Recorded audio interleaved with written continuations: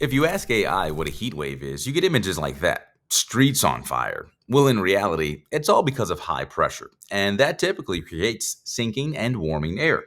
And as long as high pressure sticks around, that compounds upon itself each and every day, getting hotter and more humid in some instances. So, the bottom line this week is just remember to do all the things you've been doing all summer long, which of course includes hydration. But what is a heat wave technically? A heat wave, according to the EPA, is a prolonged period of hot and humid weather. According to the National Weather Service, that specific threshold is different for each part of the country, but typically lasts 2 or more days. So, is a heat wave headed back to the US? Well, short answer, maybe. Sure, we're going to get hot, but this time we're not going to get overly humid. But before we get there, yeah, we're talking sweater weather. Sweater weather. That's right, sweater weather. Yeah, when you head out the door in places like Chicago, St. Louis, Kansas City, temperatures are going to be 5 to 15 degrees below average for this time of year. 47 for your morning temperature out the door in Chicago Monday morning, even 51 in St. Louis and 58 in Kansas City.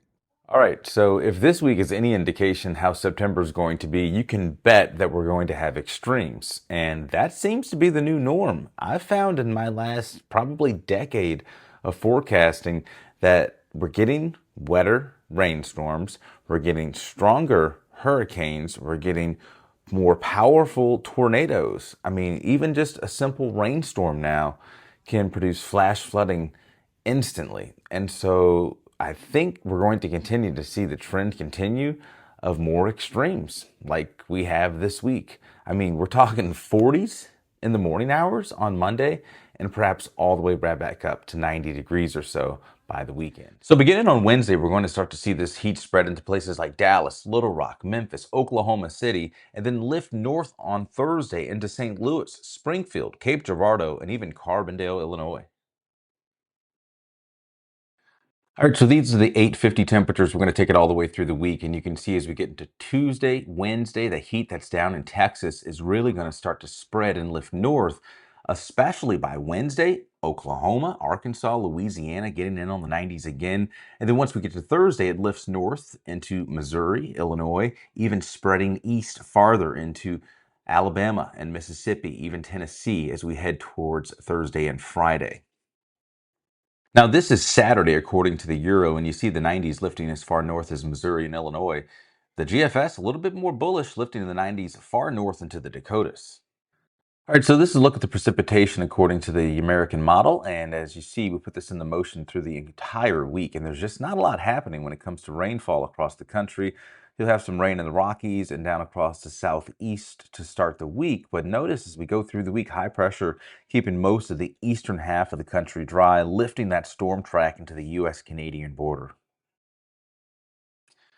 All right, so as we put the Euro into motion, you can see the same scenario. A few showers and storms across the Great Lakes on Monday and Tuesday as an area of low pressure lifts north. That's going to be the warm front, and that's going to bring all of that warm air across most of the country as we head towards the end of the week. But you see here Wednesday, Thursday, not a ton happening.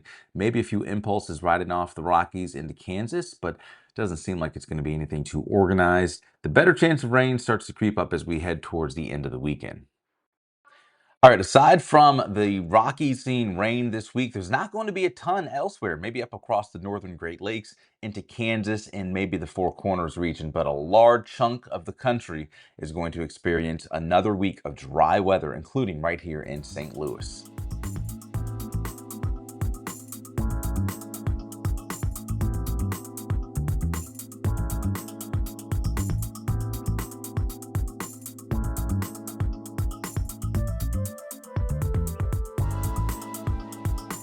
So we're getting deeper into September and up and down those temperatures are going to go.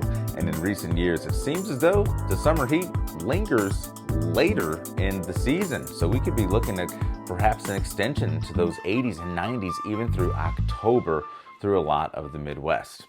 Winter, what will that hold? It's always interesting, isn't it? And that first snowfall of the season, when will it be? So I'm going to have my winter prediction coming soon. Stay tuned for that. I'm meteorologist Anthony Slaughter. Have a great week.